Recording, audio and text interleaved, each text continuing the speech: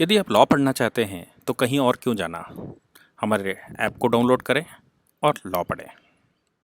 नमस्ते सदा वत्सले मातृभूमि। विषय गंभीर है और जिस प्रकार से इस समय इस संकट के समय पर जिस समय भारत में कोरोना बड़ी तेज़ी से फैल रहा हो और उसके बाद चीन इस अवसर का लाभ भारत से उठा रहा हो।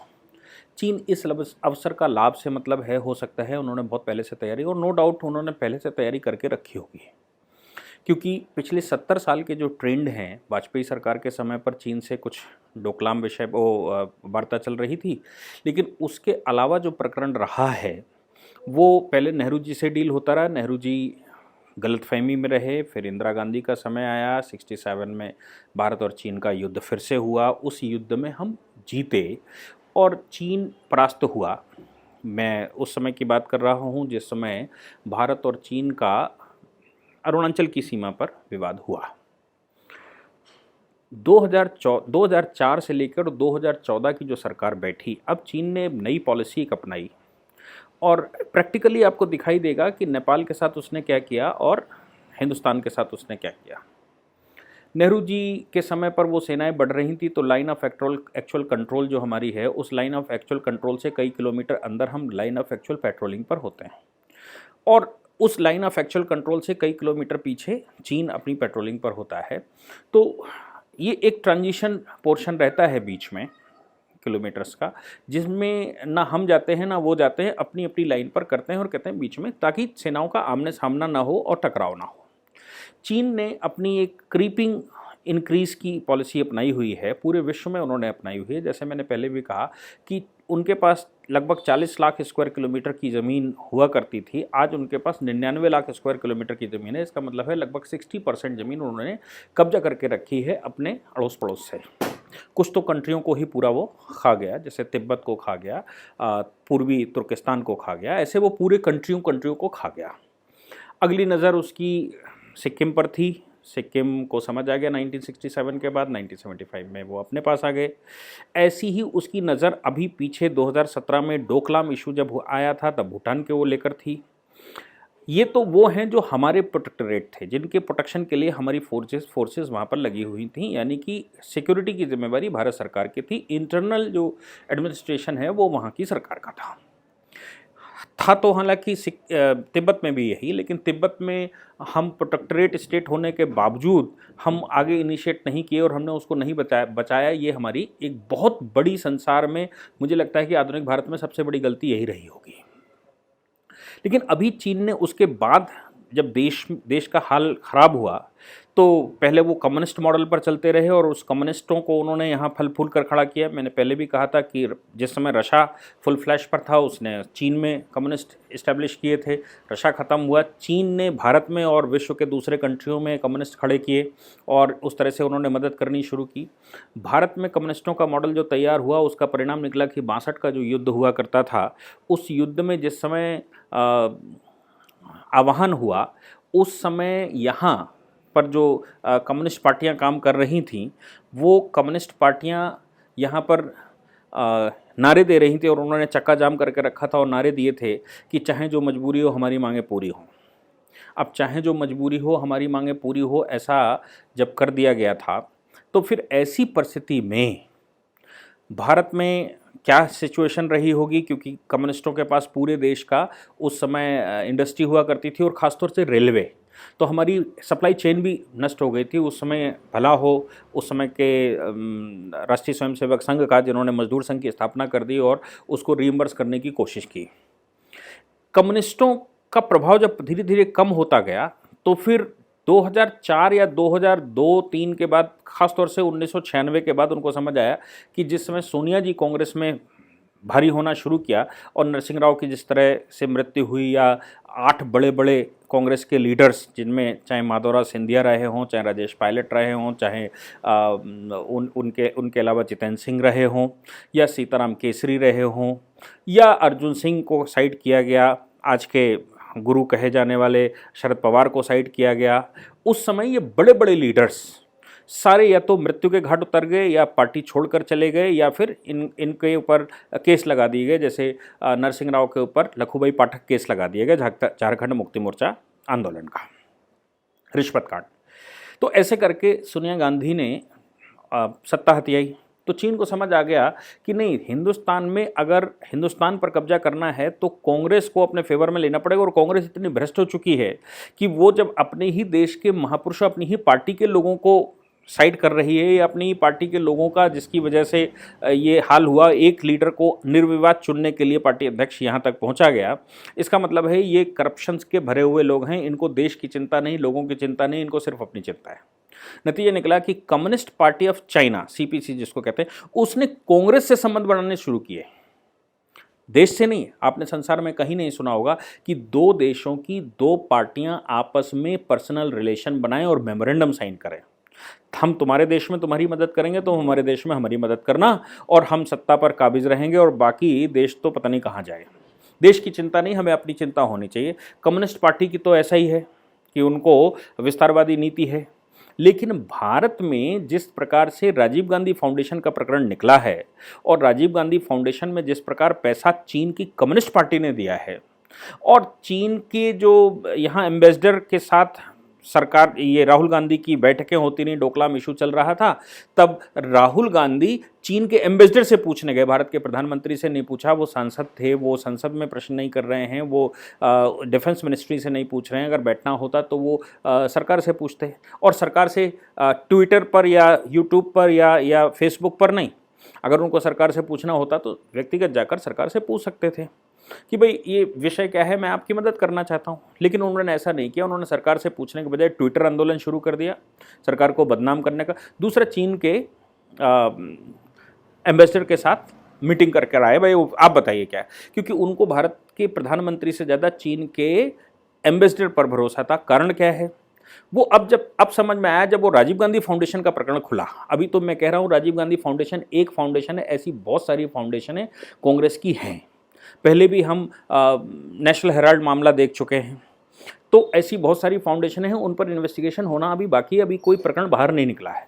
तो राजीव गांधी फाउंडेशन में कभी 90 लाख रुपए देना, कभी ये देना, कभी 10 लाख रुपए देना, कम्युनिस्ट पार्टी ऑफ चाइना के द्वारा, ये कुछ हजम होते दिखता नहीं है।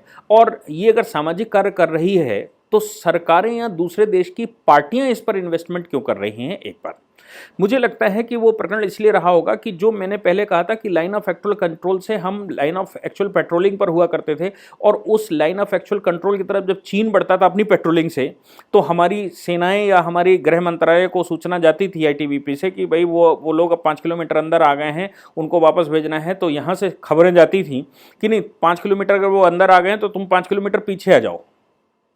ये साक्षात लोगों के इंटरव्यू हैं वहाँ के, कि लाइन ऑफ डैम चौक का जो गांव है, वो उसका इलस्ट्रेशन है कि नाले के उस पार और नाले के इस पार, वो डैम चौक पर हमारी सेनाएं कभी पेट्रोलिंग किया करती थी। डैम चौक का आधा हिस्सा आज चीन के कब्जे में है। कैसे चला गया?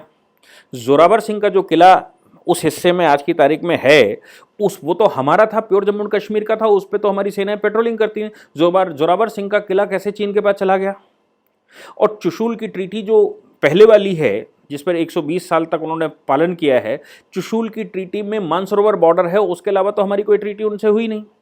तो सीधी सी बात समझ में आती, पहले नेहरू जी बेवकूफ़त में, या फिर हो सकता है कि वो भी कुछ वहाँ से नॉरिशमेंट ले रहे हों, और दोबारा ये राहुल गांधी का वहाँ जाना, पीएलए के साथ बैठना और पीएलए या सीपीसी के साथ एग्रीमेंट करना, सीपीसी के साथ, सीपीसी मतलब कम्युनिस्ट पार्टी ऑफ चाइना के साथ मेमोरेंडम साइन करना कांग्रेस पार्टी का, जिसमें सोनिया जी स्वयं शामिल थीं, राहुल जी उसमें दस्तखत कर रहे हैं, पीछे से जी जिनपिंग उस समय के उपराष्ट्रपति हुआ करते थे वो खड़े, इनकी पहले से सेटिंग चल रही थी। ये बिल्कुल वैसे ही है जैसे इंदिरा गांधी के बेटे राजीव गांधी जब विदेश में पढ़ने गए तो तस्वीर क्लियर हो चुकी थी। इंदिरा गांधी ने जिस तरह से सबका सफाया करके वो प्रधानमंत्री के पद पर आई थी, वैसे ये बिल्कुल क्लियर हो चुका था कि ये परिवार यहाँ प्रिवेल करेगा। राहुल गांधी के ऊपर डोरे डालना शुरू करना चाहिए, राहुल गांधी के पीछे कोई महिला लगानी चाहिए, और वो महिला वहाँ से लगाई गई। वो 1967-68 का मामला है। 68 में वो शादी होकर भारत में आई, फिर वो एक प्रकरण चला, राजीव गांधी ने वहाँ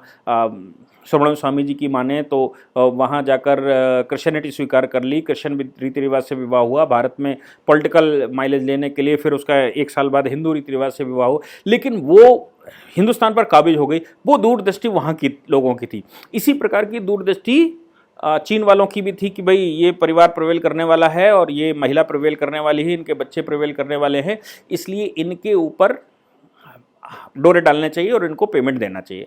और पेमेंट के ये भूखे हैं, क्योंकि बहुत सारे इनके जितने भी 10 साल सरकार चली, घोटालों का तो हिसाब ही नहीं लगाया जा सकता, क्योंकि वो अनकाउंटेबल घोटाले हो चुके हैं।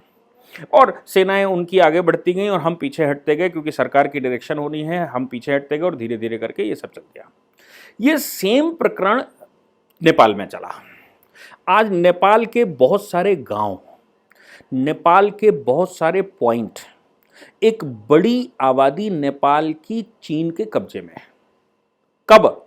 ऐसा नहीं है कि वो पहले से कब्जे में है। चीन ने बहुत बड़ी आबादी केपी शर्मा ओली के प्रधानमंत्री बनने के बाद, यानी कि कम्युनिस्ट पार्टी की सरकार वहां बनने के बाद, एक बड़ी भूमि पर कब्जा कर लिया और एक सुंदर सी एम्बेसडर नेपाल में भेज दी।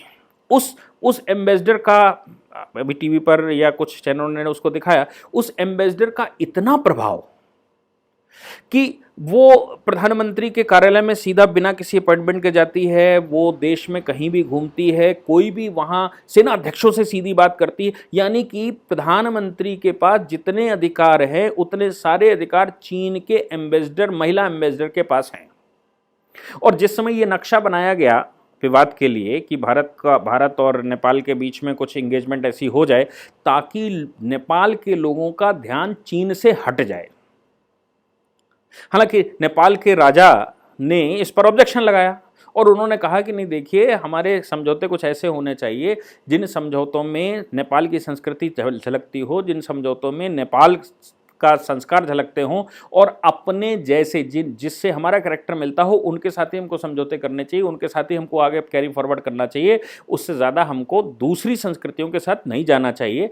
मेमोरेंडम साइन करना, व्यवहार बनाना ठीक है, लेकिन हमको बहुत ज़्यादा कैरी फॉरवर्ड नहीं करना चाहिए। खासतौर से उनका इशारा चीन की तरफ था कि चीन की जिस प्रकार से विस्तारवादी नीति छोटे छोटे देशों को रही है कि फंडिंग करना, फिर पार्टी खड़ी करना, पार्टी खड़ी करके पार्टी को फंडिंग करना, फिर पार्टी को फंडिंग करके उसको सरकार में लाना, और सरकार में लाने के बाद वो पार्टी इतनी दब चुकी होती है कि चीन जब आगे बढ़ना शुरू करेगा तो वो पार्टी अपने आप चीन के फेवर में खड़ी हो जाएगी, जाने अनजाने में चीन का फेवर कर ही जाएगी। इस प्रकार नेपाल पर भी बहुत बड़ा हिस्सा चीन के कब्जे में है। उसका पूरा ध्यान भटकाने के लिए इस महिला एम्बेसडर ने केपी शर्मा ओली को साथ मिलकर उस नक्शे को पास करवाया जिसमें ये सारा प्रकरण आया है, काली नदी का या काली घाटी का और लिपुलेख का। सदियों से नेपाल का हमारा संबंध रहा है, ऐसे कभी घटना हुई नहीं। उससे पहले केपी शर्मा ओली ने ऑब्जेक्शन लगाना शुरू किया कि कोरोना हमारे यहाँ कुछ है नहीं, कोरोना तो भारत से आ गया। अरे भैया, नेपाल के एक एक व्यक्ति का नॉरिशमेंट भारत में होता है। भारत का प्रोटेक्टरेट स्टेट है। प्रोटेक्टरेट स्टेट मतलब अभी तक, जब तक ये कांग्रेस की सरकार नहीं बैठी थी और इन्होंने बेवकूफ़ियत नहीं दी थी, तब तक आपके देश की सिक्योरिटी की जिम्मेदारी भारत सरकार की थी। जिस प्रकार से तिब्बत की कभी हुआ करती थी, जिस प्रकार से सिक्किम की कभी हुआ करती थी, जिस प्रकार से आज भूटान की सिक्योरिटी हमारे हाथ में है, वैसे ही नेपाल की सिक्योरिटी भी हमारे पास होती थी। हमने और आपने एक ओपन बॉर्डर खोला हुआ था और भारत के संविधान में ये प्रावधान है। बहुत सारी पोस्टें भारत में ऐसी कुछ विशेष संवैधानिक पोस्टों को छोड़कर ये व्यवस्था की गई है, उसमें लिखा जाता है भारत का नागरिक हो, नेपाल का नागरिक हो, भूटान का नागरिक हो, उसके लिए पोस्ट ओपन की जाती है। यानी कि नेपाल के नागरिक को भारत अपना नागरिक मानता रहा है। तो जब आपकी आबादी का एम्प्लॉयमेंट भारत में ही होता है और भारत के लोग बेरोजगार रहते हैं और आपके यहाँ से नेपाली आता है और नेपाली यहाँ पर गोरखा का जॉब करता है, यहाँ सिक्योरिटी का जॉब करता है, यहाँ गाड़ी साफ करने का जॉब करता है, छोटी छोटी पोस्टें जिस प्रकार की रहती हैं, उन सब जगह आपका नेपाली काम करता है। तो जब वो भारत में काम करता है और भारत से वो घर जाएगा तो ये सिद्ध करता है, कोरोना अगर भारत से आया आपके यहाँ तो ये सिद्ध करता है कि आपकी पूरी आबादी भारत के बगैर जीवित भी नहीं रह सकती। इसलिए मुझे लगता है कि आज की तारीख में जो देश में राहुल गांधी के प्रकरण खुले हैं और जो कांग्रेस पार्टी के प्रकरण खुले हैं, इन प्रकरणों को दबाने के लिए वो ट्विटर युद्ध लड़ रहे हैं और प्रधानमंत्री के ऊपर रोज क्वेश्चन खड़े कर रहे हैं ताकि देश का दिमाग इनकी जो गद्दारी है, इनकी जो देशद्रोहिता है, वहां से हटकर और प्रधानमंत्री की तरफ जा सके। सेनाओं का पराक्रम हम देख रहे हैं बॉर्डर पर लगातार, हमारी पेट्रोलिंग की व्यवस्था हम देख रहे हैं, 1 इंच भी आगे नहीं बढ़ने दे रहे हैं। और प्रधानमंत्री और आज की सरकार पर भरोसा हमको रखना चाहिए कि अगर वो 1 इंच भी आगे बढ़ेंगे, धोखे से आगे बढ़ेंगे, तो हम उसका जवाब देंगे। अगर जवाब देने के लिए हम सूटेबल टाइम अपने हिसाब से तय करेंगे, जैसे पाकिस्तान के साथ भी ऐसा ही हुआ, सूटेबल टाइम हमने तय किया, पाकिस्तान ने तय नहीं किया। मैं कहता हूं कि आज की तारीख में राहुल गांधी और सोनिया गांधी को नोटिस, इनके पूरे परिवार को नोटिस इशू हो जाना चाहिए कि आप भारत सरकार को ये जवाब दें कि कितनी फाउंडेशंस में आपकी सदस्यता है, कितनी फाउंडेशनों में आपका पैसा है, कितनी फाउंडेशनों से आपको पैसा मिलता है, और क्या आपके और फाउंडेशंस की ये जो एनजीओज दुनिया भर की खोल रखी हैं उनके आपके संबंध क्या, इसका ब्यौरा हमको दें।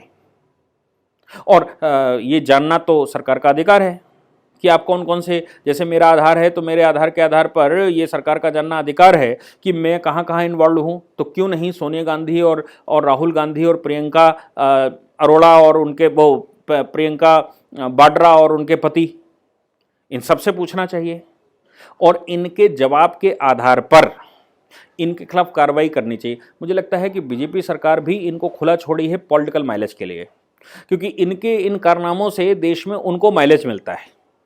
भैया ये हमारा देश है, यहां माइलेज के लिए मत खेलिए, यहां इनको अंदर करिए सीधा।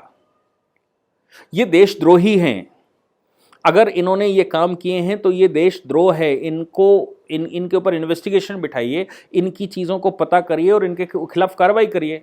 मैं चाहता हूं कि पूरा देश इस बात को इंडोर्स करे और प्रेशर सरकार के ऊपर बनाए कि सरकार इस तरह के इनको नोटिस इशू करे और इनसे पूछे और इनके जवाबों के आधार पर आगे की कार्रवाई। अगर ये पाक साफ हैं तो देंगे और सरकारी एजेंसियां कुछ नहीं कर पाएंगी, और अगर ये पाक साफ नहीं होंगे तो कहीं ना कहीं से कुछ ना कुछ निकलेगा। इसलिए सरकारों को चाहिए कि इनके खिलाफ कुछ कैरी फॉरवर्ड करें। नमस्कार। इस पूरी ऑर्गेनाइजेशन को चलाने के लिए आप नीचे डिस्क्रिप्शन से हमारे ऐप को डाउनलोड कर सकते हैं, जिससे कि लॉ स्टूडेंट्स को, लॉयर्स को और आम आदमी जो लॉ जानना चाहता है वो पेड प्लस फ्री क्लासेस का लाभ ले सकता है।